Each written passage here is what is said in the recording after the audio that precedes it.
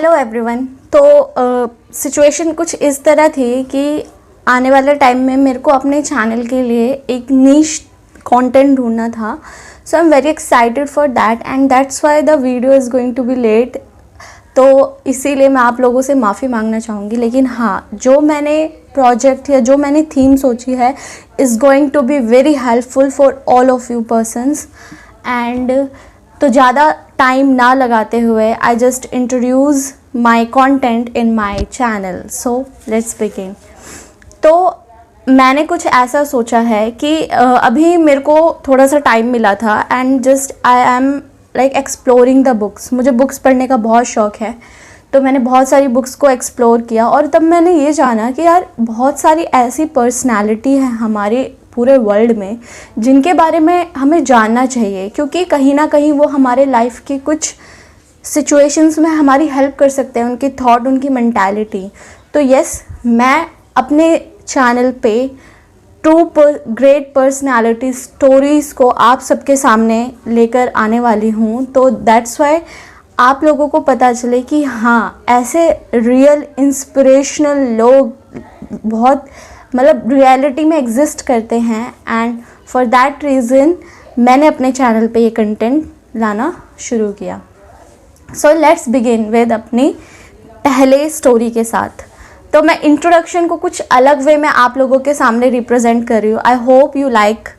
And मैं इससे पहले ये शुरू करूँ, मैं आपसे बस इतना चाहती हूँ, अगर आपको मेरे एफर्ट्स लगते हैं कि हाँ ये आपकी लाइफ में कुछ वैल्यू ऐड कर रहे हैं, then please do like subscribe my channel.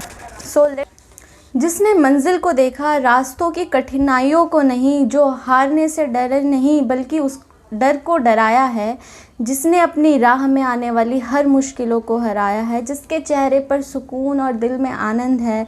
Let's start our first inspirational personality story revolving around the life of Vivekanand. So yes, this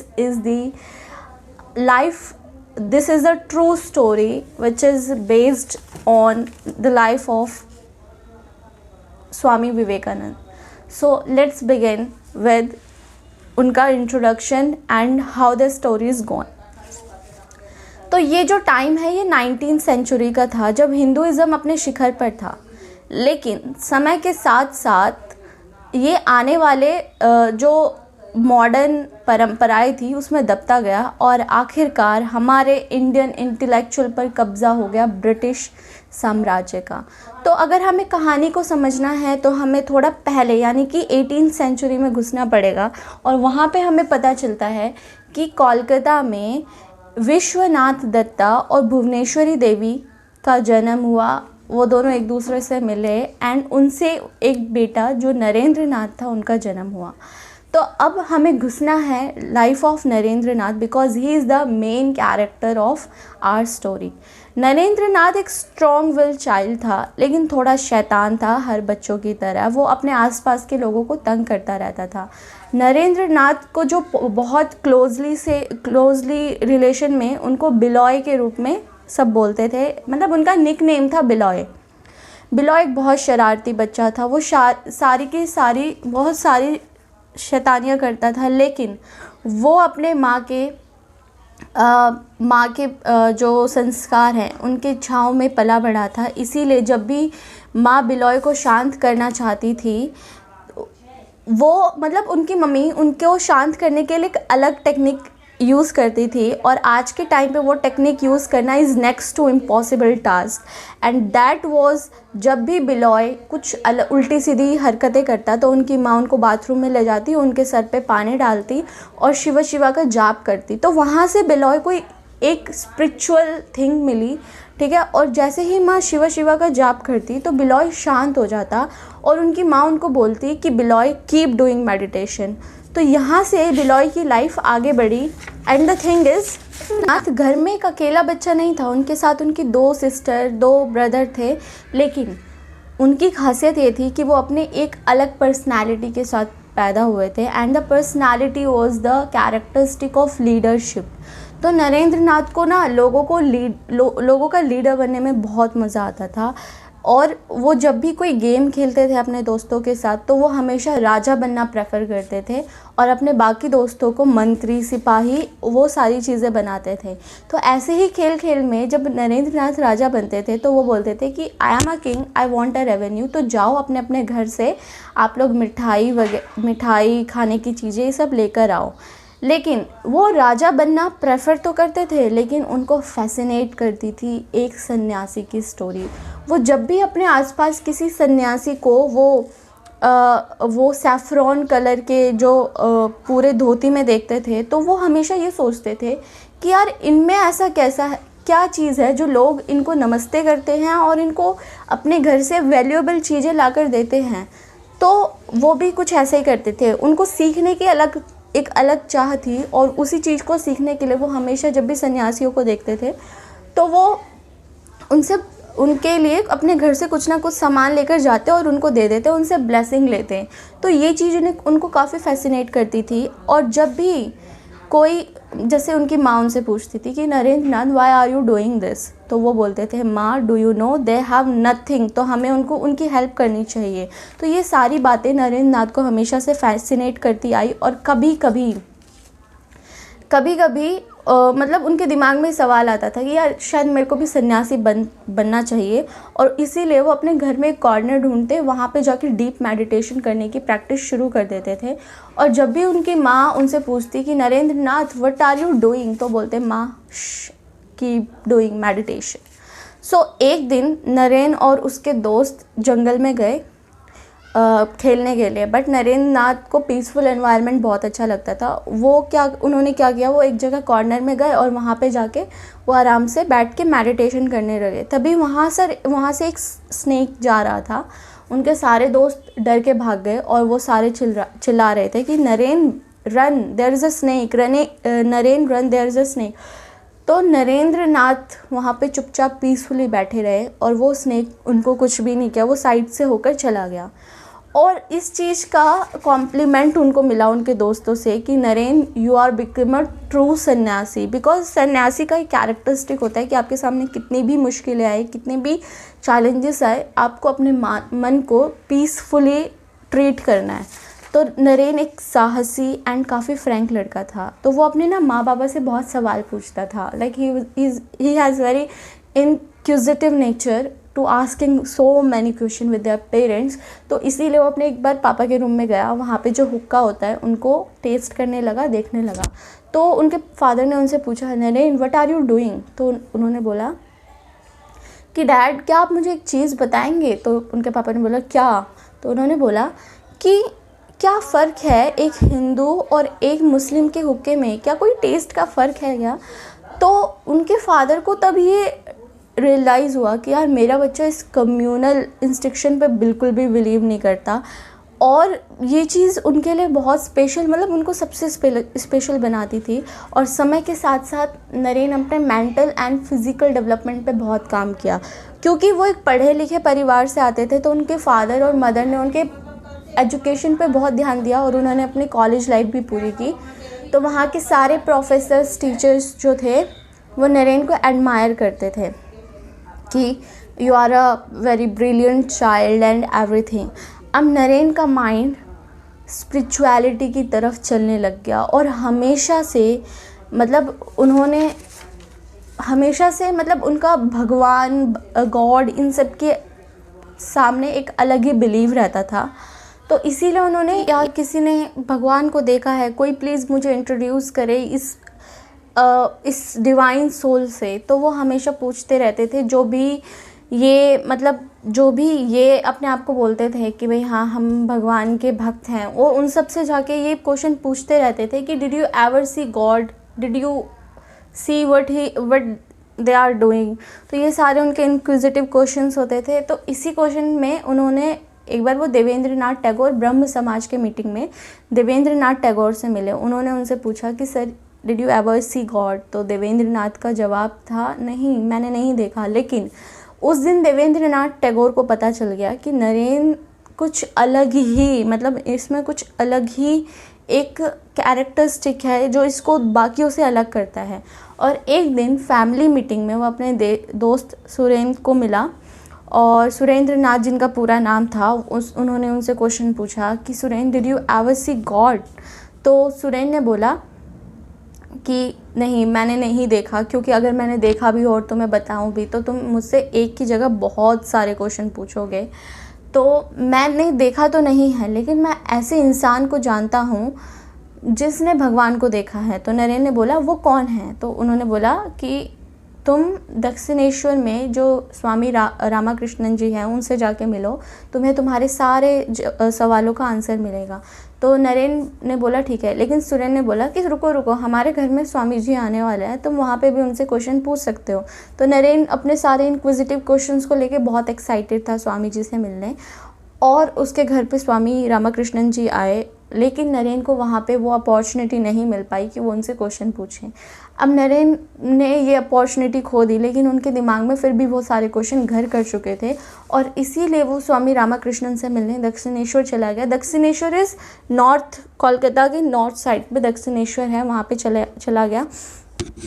और वहाँ पे उन्होंने उनसे, मतलब जैसे ही वो एंटर करे तो वो बहुत एक्साइटेड हो गए, और वो बहुत ज़्यादा मतलब चौंक गए इस चीज़ को लेके कि रामाकृष्णन जी ऑलरेडी किसी का वेट कर रहे थे। और जैसे ही नरेन उनसे पहली बार मिला तो रामाकृष्णन जी ने बोला कि Narayan I am waiting for you, अच्छा हुआ आप आ गए। तो नरेन के दिमाग में बस एक चीज़ था कि यार इन्होंने मुझे नारायण करके क्यों मतलब बुलाया। तो उन्होंने नरेन ने बोला कि Swami ji, I am not Narayan, I am Vishwanath Datta son Naren. तो स्वामी जी ने बोला आप ह्यूमैनिटी की रक्षा करने के लिए आए हैं, तो आइए आपका स्वागत है। और नरेन जैसे ही उनके घर में एंटर किया, थोड़ा रेस्ट किया, उसके बाद उनके सारे इंक्विजिटिव क्वेश्चन शुरू हो गए कि Swami ji, did you ever see God? तो स्वामी जी का जवाब सबसे अलग उनको मिला कि हाँ, मैंने गॉड को देखा है, और इतने पास से देखा है ना जितने पास से मैंने तुम्हें देखा है। क्या तुम भी देखना चाहते हो भगवान को? तो नरेन ने बोला कि सच में आपने देखा है? तो बोला कि हाँ, अगर तुम भी देखना चाहते हो तुम भी देख सकते हो। तो नरेन के दिमाग में ये सारी चीज़ें घर कर गई कि भाई मेरे को अलग अलग जवाब मिलते रहते थे, लेकिन आज मुझे एक कैसा अलग सा जवाब मिला। और जो नरेन था वो काफ़ी एक्साइटेड हो गया स्वामी रामाकृष्णन को जानने के लिए। घर जाने के रास्ते में नरेन ने सुरेन ने पूछा नरेन से, क्या नरेन तुम्हें अपने सारे सवालों के जवाब मिले? तो नरेन ने बोला मुझे मिले तो नहीं, लेकिन मुझे ये जगह बहुत अच्छी लगी, मुझे इंसान बहुत अच्छे लगे, और मैं यहाँ पे दोबारा आना चाहूँगा। अब जैसे ही घर गए, घर में उनके फादर ने थोड़ा देखा, ऑब्ज़र्व किया नरेन को कि नरेन बहुत ज़्यादा रेस्टलेस हो गया है। और फिर जाके उनके फादर ने उनकी हालात को समझा, बट वहीं पे उन्होंने नरेन को एक मैरिज प्रपोज़ल दिया कि I have chosen a girl for you. And Naren का सिंपल सॉर्टेड रिप्लाई था कि dad, marriage is not for me. तो ये सारी बातें उनके डैड और मदर को बहुत ज़्यादा टेंस फील कराती थी कि हमारा बेटा ये किस डायरेक्शन में जा रहा है। तो फिर जो विश्वनाथ दत्ता थे उन्होंने ये अज्यूम किया अभी मेरे बच्चों को मेरी ज़रूरत है, तो ठीक है, अभी मैं उनको टाइम देता हूँ। तो अभी विश्वनाथ दत्ता ने उनकी मदर ने विश्वनाथ दत्ता के सामने बोला कि देखो आपका बेटा तो इस डायरेक्शन पे जा रहा है, आप एक काम करो, उसको जॉब में घुसाओ, क्योंकि अगर आप इसको जॉब में घुसाओगे तो इसका माइंड डाइवर्ट होने से बच जाएगा। और ये तो विश्वनाथ दत्ता ने बोला कि मैं अपने बच्चे को एक अलग, मेरा बच्चा कोई ऑर्डिनरी चाइल्ड नहीं है, ये तो उनको पता था। तो उन्होंने बोला कि मैं उसे उसका टाइम देना चाहता हूँ, जो चाहे उसको मतलब जो भी एक्सप्लोर करना है वो करे, ठीक है। और जब भी एक सही समय आएगा वो खुद हमें बोलेगा कि yes dad, I am ready for married. तो कितना अच्छा लगता है कि उस टाइम के लोग भी इन सब चीज़ों पे बिलीव करते थे। तो that was amazing thing in that time also. तो लेकिन समय के साथ एक बहुत बुरी चीज़ हुई, विश्वनाथ दत्ता का देहांत हो गया, ही जस्ट डाई। तो उन्होंने विश्वनाथ दत्ता का देहांत हुआ, नरेन को समझ आया कि फादर के बाद सारी रिस्पॉन्सिबिलिटी मुझे लेनी है। तो नरेन ने बहुत ट्राई भी किया कि उसे कोई जॉब मिले ताकि वो सारी फैमिली की प्रॉब्लम्स को टैकल कर सके, बट उसे कोई जॉब नहीं मिली। वो बहुत ज़्यादा सैड हो गया और वापस वो दक्षिणेश्वर गया रामाकृष्णन जी से मिलने। तो वहाँ पे रामाकृष्णन जी ने पहले ही पता लगा दिया कि is there is something wrong with Naren. तो उन्होंने पूछा कि नरेन क्या हुआ तुम्हें? तो नरेन ने बोला कि स्वामी जी मेरे और वैसे भी रामाकृष्णन तो थोड़े दूरदर्शी थे, दूरदर्शी is right word for him. तो उन्होंने बोला कि नरेन क्या तुम्हारी माँ के साथ कुछ हुआ है? तो नरेन ने अपनी सारी सिचुएशन एक्सप्लेन की और फिर रामाकृष्णन जी ने बोला कि तुम चिंता मत करो, माँ काली तुम्हें सब कुछ देंगी जो तुम उनसे मांगोगे, तुम क्या चाहते हो? तो नरेन ने बोला कि स्वामी जी फ़िलहाल तो मेरे को पैसों की बहुत ज़रूरत है क्योंकि मुझे अपनी फैमिली की सारी सिचुएशन से टैकल करना है। तो रामाकृष्णन जी ने बोला एक काम करो, हमारे पास में माँ काली का मंदिर है, तुम वहाँ पे जाओ, वहाँ पे उनसे पैसों की मांग करना, तुम्हें ज़रूर मिलेगा, मन से करना। तो नरेन गया माँ काली के मंदिर और वहाँ पे उसने, आप सबको लग रहा होगा वो जाके बोलेगा माँ प्लीज़ मुझे मनी से हेल्प करो, बट वहाँ पे उन्होंने बोला कि माँ all I want is knowledge, is real knowledge. तो वो वापस आए, उन्होंने बोला, रामाकृष्णन जी ने पूछा क्या तुमने माँ से पैसे मांगे? तो उन्होंने बोला नहीं, मैंने पैसे नहीं मांगे, मैंने नॉलेज मांगा। तो ये सारी चीज़ें रामाकृष्णन को बहुत ज़्यादा फैसिनेट करती थी कि yes Narendra is really not a ordinary child, वो उनमें कुछ अलग बात तो पहले से ही थी। तो उन्होंने नरेन को ये सजेस्ट किया जाओ तुम भगवान से रिनंसिएशन मांगो। रिनंसिएशन इस त्याग की भावना, तुम जाकर माँ काली से मांगो कि तुम्हें वो इतनी पावर दे कि तुम इस वर्ल्ड की सारी चीज़ों को त्याग कर सको। तो वो गए, उन्होंने भगवान से रिनंसिएशन का प्रेयर किया एंड समय के साथ साथ वो रामाकृष्णन के रियल स्टूडेंट बन गए और Ramakrishnan is also very happy to accept Naren as a student. And बस उन्होंने जो नरेन की सारी सिचुएशंस थी उनको समझा और एक दिन नरेन और रामाकृष्णन साथ में बैठे थे। नरेन को रामाकृष्णन जी ने बोला कि अपनी आंखें बंद करो और रामाकृष्णन ने अपने अंगूठे के टो मतलब जो अंगूठा होता है ना पैरों के अंगूठे से उसे टच किया। उसी टाइम नरेन को डिवाइन स्पिरिचुअल पावर का एहसास हुआ और अब मैजिक शुरू होता है नरेन की लाइफ में एंड द होल वर्ल्ड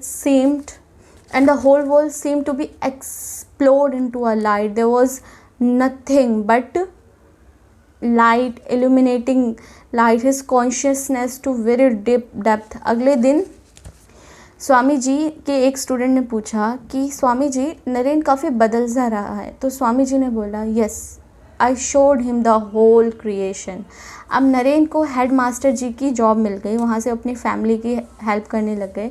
वो दक्षिणेश्वर से ट्रैवल करते थे लेकिन वो हमेशा से उनका मन जो है ना वो दक्षिणेश्वर में लगा रहा। उन्होंने एक टाइम तक अपनी फैमिली की सारी सिचुएशन समझी और उसके बाद वो वापस सेटल होने के लिए दक्षिणेश्वर चले गए। तो he just want to observe God all the time, तो इसीलिए वो हमेशा मेडिटेशन करते रहते थे। तो स्वामी रामाकृष्णन जी ने बोला कि नरेन डोंट बी इम्पेशेंट, अपने आप को पेशेंसली इस चीज़ में घुसाओ तभी तुम्हें इसका फ़ायदा मिलेगा। और एक बार क्या हुआ, नरेन बहुत ज़्यादा डीप मेडिटेशन में चले गए। उनके दोस्त उन्हें बुलाते रहे कि Naren what are you doing Naren. तो वो भाग के स्वामी रामाकृष्णन के पास गए कि स्वामी जी नरेन जो है वो अनकॉन्शियस हो गया। तो स्वामी जी ने बोला कि वो अनकॉन्शियस नहीं हुआ है, वो देख रहा है जो वो देखना चाहता है। तो ये सारी चीज़ें नरेन और स्वामी रामाकृष्णन की रिलेशनशिप को काफ़ी, अब रामाकृष्णन जी की जो तबीयत थी वो धीरे धीरे करके बिगड़ती रही क्योंकि अब उनकी भी एक एज आ चुकी थी। और अब वो जो थे नरेन को मतलब हमेशा ये चीज़ें बोलते थे कि नरेन जो चीज़ मैंने शुरू की वो तुम्हें आगे तक ले जानी है। मतलब वो नरेन को एक अलग अलग प्रिंसिपल थॉट से मतलब इंट्रोड्यूस कराते थे और नरेन उनका बहुत ज़्यादा क्लोज स्टूडेंट बन चुका था।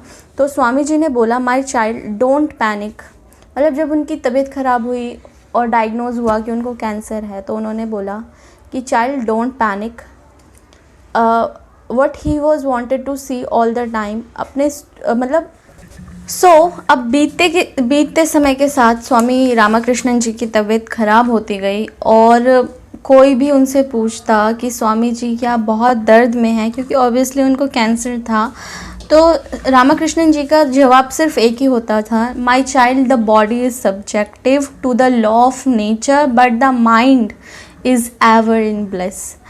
तो नेचर मतलब नरेन भी उनके हालात ख़राब होने से बहुत ज़्यादा दुखी था, और नरेन मतलब बहुत ज़्यादा, ऑब्वियसली वो उनका क्लोज स्टूडेंट था, तो दुखी तो होना नरेन के लिए बहुत ज़्यादा वो था। And did you know what happen when Naren fell, मतलब क्या हुआ कि जब स्वामी जी की डेथ होने वाली थी तो स्वामी जी ने जस्ट नरेन के सर पे ऐसे हाथ फेरा, और नरेन ने एक डिवाइन स्पिरिचुअल पावर फील की, कोई उसके अंदर एंटर कर रहा है। और उसके बाद स्वामी जी ने अपनी सांसें रोक दी और उनका देहांत हो गया। और उसके बाद नरेन का सिर्फ एक मोटिव था लाइफ का, कि स्वामी जी ने जो चीज़ अधूरी छोड़ी है ना, वो उसको पूरी करनी है, वो उनको पूरी करनी है। तो उन्होंने जो शारदा देवी है, रामाकृष्णन जी की वाइफ, उनसे ब्लेसिंग मांगी कि माँ अब मैं जा रहा हूँ स्वामी जी के अधूरे सपने को पूरा करने के लिए। और शारदा देवी ने बोला कि may all success be yours in your chosen mission. तो अब नरेन निकल चुके थे अपने मिशन की तरफ, और अब उनका सबसे पहला मोटिव ये था कि पहले मैं अपने भारत को जानना चाहता हूँ कि भारत में क्या क्या चीज़ें हैं, नॉर्थ से साउथ, ईस्ट टू वेस्ट। वो हर जगह घूमने गए, और हर जगह घूमने गए मतलब वो पैदल जाते थे और अपनी सारी जो भी थॉट्स भगवान को लेके हैं वो लोगों तक पहुंचाते थे। और एक दिन ऐसे ही वो थक गए अपने रास्ते में, और जाकर एक पेड़ के नीचे बैठे। वहाँ पे वो मतलब थोड़ा मेडिटेशन कर रहे थे, तभी वहाँ उनके सामने से एक शेर आया। शेर आया, और उस शेर को देखकर वो थोड़े पहले डर गए, और उन्होंने बोला मुझे इस शेर से फाइट करना होगा अपनी लाइफ के लिए। तब उन्होंने ये देखा कि यार मैं तो लॉ ऑफ नेचर के अगेंस्ट जा रहा हूँ, कि शायद ये शेर भूखा होगा और ये मुझे खाना चाहता है, तो मैं इसका फूड हूँ और कुछ नहीं। तो अगर मैंने इसको मारा तो ये चीज़ सही नहीं होगी, क्योंकि मैं इसका खाना छीन रहा हूँ। तो मैं सोचता हूँ मैं शांत रहूँगा, मैं इससे लड़ूंगा नहीं, इसे जो करना होगा वो मेरे साथ करेगा। And what the thing happen, वो शेर चुपचाप वहाँ से चला गया। और अब मतलब उनको ये फील हुआ कि हाँ कोई तो है वो डिवाइन स्पिरिचुअल थिंग जो मेरी हमेशा मेरे कठिनाइयों में मेरी मदद करता है। अब स्वामी जी आगे गए, और मतलब स्वामी जी अब अलवर में थे। अलवर में वो एक मॉडर्न, वहाँ के उस टाइम में ब्रिटिश राज था, और हमारा जो मैंने आपको पहले ही बताया कि Indian culture British thought mentality modern इन सब चीज़ों में दबता जा रहा था इंडियन कल्चर। तो वो अलवर गए, अलवर में उन्होंने महाराजा से मिला, मतलब मीटिंग की, और वहाँ पे उनसे महाराजा जो अलवर के महाराज थे उन्होंने बोला कि स्वामी जी क्या आप मूर्ति पूजन में बिलीव करते हैं, क्या मूर्तियों में भगवान होते हैं? तो स्वामी जी ने बोला हाँ मैं करता हूँ बिलीव। तो उन्होंने बोला कि आप मूर्तियों में भगवान कैसे हो सकते हैं, मतलब कैसे? तो उन्होंने बोला ठीक है मैं अभी, उन्होंने कुछ सोचा और उन्होंने ना उनके महामंत्री को बुलाया और बोला कि वो जो टेबल पे आपके महाराज की फ़ोटो वो लेकर आओ। महामंत्री गए, लेकर आए। तो उन्होंने बोला अब एक काम करो, आप इस फ़ोटो पे थूको। तो महामंत्री ने बोला स्वामी जी आप क्या कह रहे हैं, मैं कैसे थूक सकता हूँ, ये मेरे महाराज की फ़ोटो है। तो उन्होंने तब जाके महाराज की तरफ पॉइंट दिखाते हुए बोला do you understand my point, कि जो बिल्कुल आपके पोर्ट्रेट की तरह भगवान की मूर्तियाँ लोगों के लिए एक विश्वास का साधन है, ठीक है। तो उन्होंने वो उनको सिखाई, और तब जाके उनके दिमाग में आया कि हाँ इसमें तो कोई बातें हैं। तो यही छोटी छोटी चीज़ों को सिखाते हुए अपनी जर्नी में आगे बढ़े, और उनसे लोगों को काफ़ी सीखने के लिए मिलता था। अब स्वामी जी जो थे माउंट आबू में गए। माउंट आबू में उनको मुस्लिम ऑफिसर की तरफ से एक इनविटेशन आया खाने पे। तो ऑफिसर जब वो गए खाने पे, ऑफिसर के साथ खाना खा रहे थे, तो मुस्लिम ऑफिसर ने पूछा कि स्वामी जी आपको अजीब नहीं लग रहा, मैं मुसलमान हूँ आप मेरे साथ खाना खा रहे हैं? तो स्वामी विवेकानंद जी ने बोला कि मुझे अजीब नहीं लग रहा, क्योंकि मैं आपको मुस्लिम नहीं, मैं आपको एक इंसान मानता हूँ। So that small thing is really great about Swami Vivekananda. तो अब क्या हुआ कि वो आगे गए गुजरात में, अपने गुजरात में जो उनके गुजरात के उस टाइम में प्राइम मिनिस्टर थे, मंत्री थे, वो उनसे मिले। उन्होंने बोला कि स्वामी जी मैं आपके थॉट से बहुत ज़्यादा फैसिनेट हूँ, लेकिन मैं चाहता हूँ कि आप वेस्टर्न कंट्रीज़ में जाइए और वहाँ पे जो पार्लियामेंट ऑफ रिलीजन है शिकागो, वहाँ पे जाके आप अपनी स्पीच देके लोगों के थॉट्स को बदलिए, क्योंकि वहाँ पे लोगों को बहुत ज़रूरत है अपनी ख्याली जो चीज़ें हैं ना उनको ख़त्म करे और सच में इस स्पिरिचुअल की थिंग्स की तरफ आगे बढ़े। तो स्वामी जी ने बोला कि हाँ ये चीज़ तो अच्छी है और मुझे कंट्री को सर्व करने का मौका मिलेगा, लेकिन मैंने अभी इसके बारे में कुछ सोचा नहीं है, पहले मैं अपने इंडिया को अपना पूरा टाइम देना चाहता हूँ। तो ऐसे कर करके वो अब साउथ की तरफ बढ़ने लग गए थे और साउथ में भी उनको मतलब अब ये बात धीरे धीरे लोगों के मन में घर करने लगी कि इंडिया में तो उन्होंने बहुत कुछ किया है, अब उनको पूरे वर्ल्ड को सुधारना चाहिए। और सब उनसे यही क्वेश्चन पूछते थे कि स्वामी जी क्या आप जाएंगे, स्वामी जी क्या आप जाएंगे। तो मतलब लोगों ने इवन दो उनके लिए चंदा इकट्ठा करना भी शुरू कर दिया कि वहाँ पे जाके स्वामी विवेकानंद जी को कोई प्रॉब्लम ना हो तो हम उनके लिए कुछ ना कुछ पैसे का जुगाड़ करते हैं। तो उन्होंने सबने इकट्ठा किया। अब स्वामी विवेकानंद जी ने अभी तक कोई थॉट नहीं किया था और अब ना वो एक बार मेडिटेशन कर रहे थे कन्याकुमारी में बैठकर, जो समुद्र के किनारे बैठ के। तो वहाँ पे उनके दिमाग में रामाकृष्णन जी का थॉट आया और उस थॉट में रामाकृष्णन जी ने बोला कि तुम्हें तुम्हारा कर्तव्य बुला रहा है, अपने कर्तव्य से मत भागो। तो जाके स्वामी जी ने ये माइंड बनाया कि हाँ सच्ची में ये मेरा कर्तव्य है कि मैं पूरे वर्ल्ड में जाके अपने थॉट, अपने टीचर के थॉट को आगे पहुंचाऊं। और फिर वो गए, उन्होंने पूरे सब लोगों से बोला कि हाँ मैं जा रहा हूँ। तो वहीं पे वहाँ के जो महाराज थे, खेतरी के महाराज, वो उनसे मिलने आए। उन्होंने बोला कि स्वामी जी मैंने आपके लिए कुछ डोनेशन का जुगाड़ किया है, प्लीज़ आप मेरी ये जो आपके लिए जो रिस्पेक्ट है इसे एक्सेप्ट कीजिए। और उन्होंने उनके शिप से लेके वहाँ तक जाने, खाने पीने सब चीज़ों को स्पॉन्सर किया। तो स्वामी जी अब निकल चुके थे शिकागो के लिए, लेकिन उस टाइम पे शिप के थ्रू आपको जाना था तो टाइम तो बहुत लगने वाला था। तो वो पहले सिंगापुर, जापान, उसके बाद वो जुलाई में जाके शिकागो पहुँचे। शिकागो में पहुँचने के बाद उनके लिए बहुत इजी नहीं था सफ़र, अभी तो उनके लिए सारी मुश्किलें शुरू होने वाली थी, क्योंकि Chicago is very hustling bustling city. वहाँ पे जाके उनको अपनी पर्सनैलिटी को लोगों के सामने, अपने थॉट को, अपना माइंड सेट सबको दिखाना था। तो it was very difficult for him. तो वो वहाँ पे गए और वहाँ पे जाकर वो पार्लियामेंट ऑफ शिकागो में गए। उन्होंने बोला कि मैं I come from India and I want to be a delegate to the World Parliament of Chicago. तभी उन्हें पता चला कि जो पार्लियामेंट है वो पोस्टपोन हो गया है सितंबर तक। और दूसरा, अगर आपको वर्ल्ड पार्लियामेंट ऑफ शिकागो में डेलीगेट बनना है तो आपको एक स्पॉन्सरशिप चाहिए, जो कि नहीं थी स्वामी विवेकानंद जी के पास। तो अब तो उनको थोड़ा सैड होना पड़ा, लेकिन वो हार मानने वालों में से तो बिल्कुल भी नहीं थे। तो वो अब वहाँ शिकागो में तो रुक नहीं सकते थे, तो वो चले गए बॉस्टन सिटी की तरफ। ट्रेन से जाना था, तो ट्रेन में जाके उनको मिस कैटी सैनबर्न मिली। वहाँ पे उन्होंने उनसे सारी उनकी प्रॉब्लम पूछी, उन्होंने बताई। Miss Katie Sanborn is very excited towards the thought of Swami Vivekananda. तो उन्होंने बोला कि स्वामी जी आप चिंता मत कीजिए, आप जितने टाइम तक चाहे आप मेरे घर पे रुक सकते हैं बॉस्टन में, और वहाँ पे खाने पीने का, सारी चीज़ों का आपको कोई भी चिंता लेने की ज़रूरत नहीं है, वहाँ पे सब कुछ। तो स्वामी विवेकानंद बहुत ज़्यादा खुश हुए कि चलो इस देश में भी कोई ऐसा है जो मेरी हेल्प कर सकता है। वो उनके घर गए, वहाँ पे रुके वो काफ़ी समय तक, और वहाँ पे उनकी मुलाकात हुई प्रोफेसर राइट से। प्रोफेसर राइट जो थे, उन्होंने स्वामी विवेकानंद जी की प्रॉब्लम को समझा, और स्वामी विवेकानंद जी ने अपनी सारी चीज़ें उनको बताई। तो डू यू नो कि उन्होंने क्या जवाब दिया होगा? वो एक टिपिकल फॉरेन मैन की तरह उन्होंने नहीं बोला अच्छा अच्छा अच्छा, उन्होंने बोला कि सर आपकी बातें सुनकर तो मुझे ऐसा लग रहा है कि सूरज अपनी चमक का अधिकार हमसे मांग रहा है। तो इस सब चीज़ों की तो आप बिल्कुल चिंता मत कीजिए, वो सब मेरे पे तो छोड़ दीजिए। अब सितंबर आ गया था, पार्लियामेंट का टाइम आ गया था, तो प्रोफेसर राइट ने उनको एक रिकमेंडेशन लेटर दिया और कुछ पैसे वगैरह देके उनको बोला जाने के लिए, और बोला कि आप ये रिकमेंडेशन लेटर पार्लियामेंट में दिखा देना, आपकी सारी चीज़ें ठीक हो जाएगी। अब जब रास्ते में गए तो अनफॉर्चुनेटली उनका रिकमेंडेशन लेटर खो गया और उनके पास अब पैसे भी नहीं थे, ख़त्म हो चुके थे। But Swami ji as always, वो कभी हारने वालों में से तो नहीं थे। वो कैसे भी करके शिकागो में तो नहीं पहुंच पाए, वो किसी और सिटी में गलती से पहुंच गए, और वहाँ पे वो बहुत ज़्यादा मतलब देख रहे थे कि क्या करूँ, मेरे पास अब रिकमेंडेशन लेटर भी नहीं है, वो भी खो गया।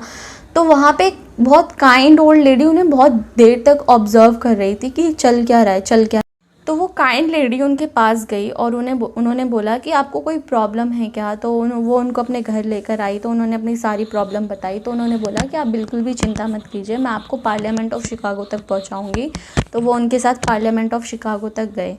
अब पार्लियामेंट ऑफ शिकागो में जाने के बाद अगली चीज़ जो उनको टैकल करनी थी, अगली प्रॉब्लम जो उनको टैकल करनी थी वॉज दैट कि एक तो उनको उन सारे लोगों से फाइट करना था जो ऑलरेडी वहाँ पे अपने थॉट को लेके पहुँचे थे, और वहाँ पे इंडिया से भी लोग आए थे। और डू यू नो कि इंडिया के लोग उन्हें बहुत अलग नज़र से देख रहे थे कि इंडियन ऑफिशियल के डायलेक्ट ने बोला कि whoever is this Swami, who cares, all I know is that the सन्यासी gives our country a bad name। तो इन सब चीज़ों से इंडिया के खुद के लोगों से पहले तो उनको टैकल करना था, फिर वहाँ के फॉरेनर से, पर उनके दिमाग में कोई भी अलग थॉट नहीं आता। द थॉट इज़ ओनली उनके टीचर्स ने जो उन्हें सिखाया वो उनको आगे रिप्रेजेंट करना है। तो अब उनकी बारी आई थी स्पीच देने की, और सबसे ज़्यादा अच्छी चीज़ वहाँ पे जब सारे स्पीकर्स लोगों को ये बोल के इंट्रोड्यूस कर रहे थे, good morning ladies and gentleman, hello ladies and gentleman, वहाँ पे स्वामी विवेकानंद जी ने एज ऑलवेज़ अपनी अलग पर्सनालिटी की तरफ से बोला गुड नमस्ते brother and sister of America. तो कितना अच्छा लगा था। मतलब मैंने जब ये चीज़ पढ़ी तो मुझे सच्ची में बहुत अच्छी लगी, मतलब कुछ तो अलग थी। अब उन्होंने अपनी सारी बातें लोगों के सामने रखी, बस एक ही वर्ड, अपने इंट्रोडक्शन से ही लोग उनके लिए ताली बजाने लगे, और उन्होंने अच्छे से समझाया कि what God means to the Hindu. And her first speech was that much mind boggling कि पूरा क्राउड उनके पीछे पागल हो गया। अब सब पहले जो भी उनको नहीं जानते थे सब उनसे ऑटोग्राफ लेने के लिए पहुंच गए थे। तो अब स्वामी जी बहुत फेमस हो चुके थे यूएसए में, अब हर कोई उनका इंटरव्यू, उनका ऑटोग्राफ, उनके बारे में जानना चाहता था। और अब ना उनको, मतलब जहाँ पे उनके पास पहले खाने पीने के लिए पैसे नहीं होते थे, अब वो लग्जूरियस होटल में रहते थे, लेकिन वो हमेशा नीचे सोते थे, क्योंकि उनका मानना ये था कि यार मेरा इंडिया इतनी पॉवर्टी में और मैं ये सारी लग्जूरियस लाइफ कैसे एक्सपीरियंस कर सकता हूँ, that is not for him. तो अब हर दिन उनका अलग अलग यूनिवर्सिटीज़ में लेक्चर होता था, हर दिन वो सारी चीज़ें शेयर करते थे लोगों से। तो हमेशा वो लार्ज क्राउड को यही समझाते थे, he always says that we are the children of God, the sharers of immortal bliss, holy and perfect beings, so come up O lions and shake off the delusion that you are ship, you are the ship, you are a soul of immortal spirit, free, blessed and eternal. तो लोगों को ये सारी चीज़ें सुनने में काफ़ी अच्छी लगी। अब एक दिन की बात है जब वो टेक्सास में थे, हर कोई तो उनकी थॉट से मतलब नहीं था ना सेटिस्फाई। तो टेक्सास में जब वो अपनी स्पीच देने गए तो लोगों ने उनका विरोध किया, उन पे टमाटर, अंडे, इवन दो पिस्टल भी निकाली थी कि ये बंदा है कौन, हमें इसकी बातें नहीं सुनना। स्वामी जी हिले नहीं, वो खड़े रहे, एंड सब बोल रहे थे कि तुम भाग जाओ यहाँ से। बट द स्वामी विवेकानंद का कहना सिर्फ इतना था कि the history of the world is the history of few mans who had faith in themselves and that faith call out the divinity within you, so you can do anything.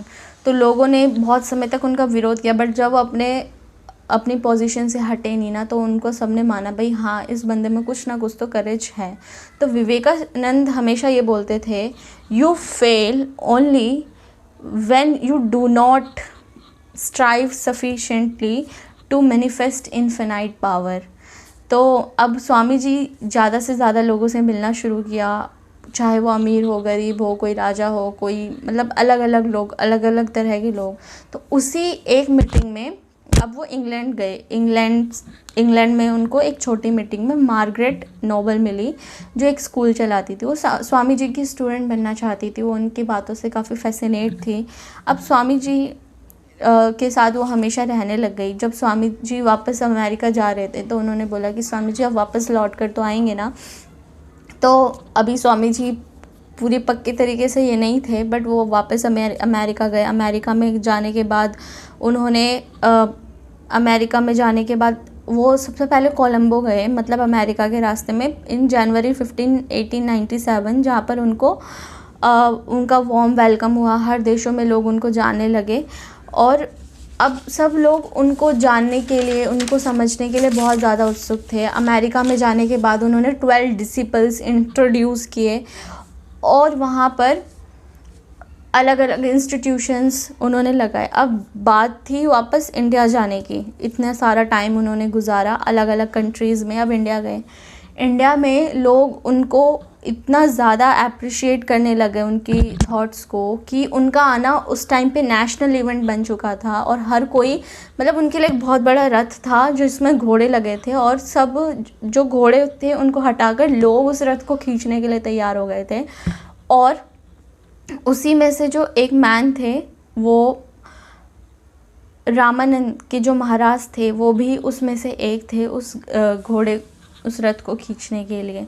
वहाँ पर रामानंद में स्वामी विवेकानंद जी की famous speech थी और वो ये थी, Madras Calcutta whoever he warned the young men of the country were inspired by his words, and the immortal words of Swamiji was, the sleeping corpse appear to be awaking.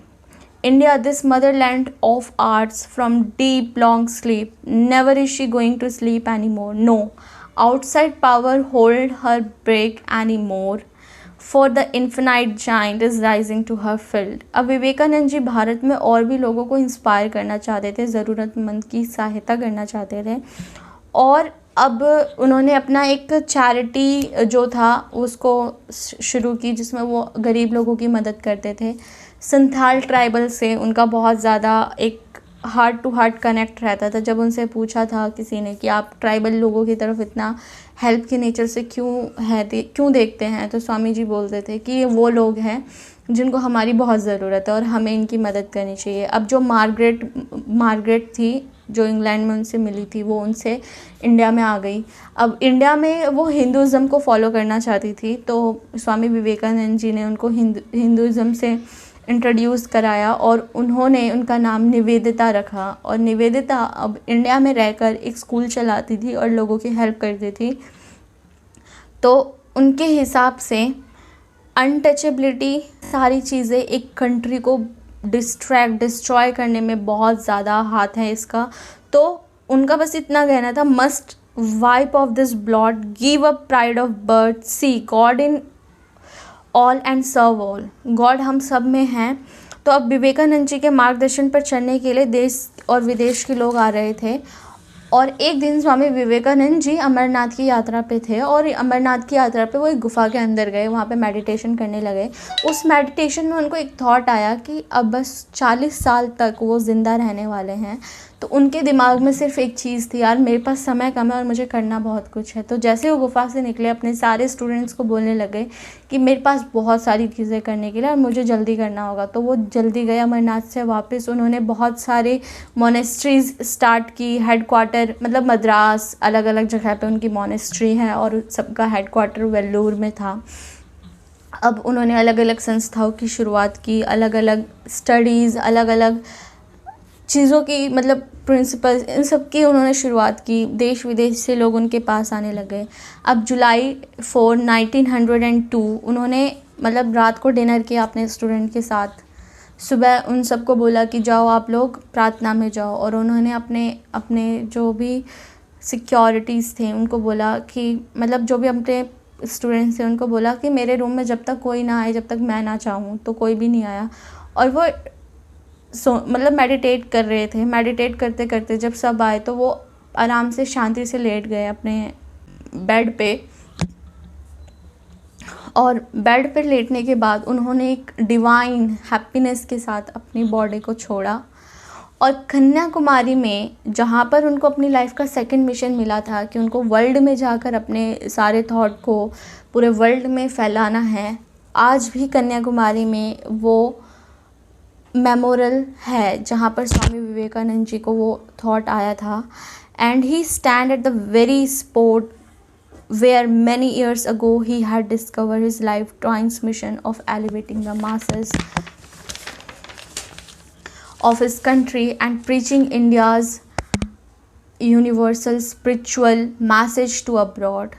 और अब पूरी स्टोरी को conclude करते हुए आई जस्ट वांट टू से He revived the Indian spirit that lay shackled by the Western domination. He inspired his country's men to be proud of their heritage. He urged them to be fearless. In this short life and in the face of tremendous odds, he initiated a worldwide movement of upspirit the human race and open the eye of the West to the wonders of the Indian ancient thought. So that was the story of Swami Vivekanand. Guys, if you like my thought, my research, क्योंकि मैंने इसमें थोड़ी सी research की, मैंने इन सारी thoughts को लिखा, और हाँ, मेरी रिसर्च का जो एक मेन बोलेंगे कि मेन कंटेंट था, मैंने वो इस बुक से ली है. दिस इज़ अमर चित्र कथा की जो बुक है, ये मेरा फर्स्ट था. उसके बाद मैंने थोड़ी और विकी, गूगल वगैरह से रिसर्च की. अगर आपको मेरा थोड़ा भी एफर्ट अच्छा लगता है तो please do like, subscribe my channel, because इससे मुझे पता चलेगा कि हाँ, मुझे आगे इस सीरीज़ को आगे बढ़ाना है. और अगर आप लोगों के दिमाग में भी मतलब थॉट हो कि हाँ, मुझे इस पर्सनालिटी या इन चीज़ों के बारे में भी जानना है, तो प्लीज़ कमेंट में आप दे सकते हैं अपनी राय. And thank you for watching.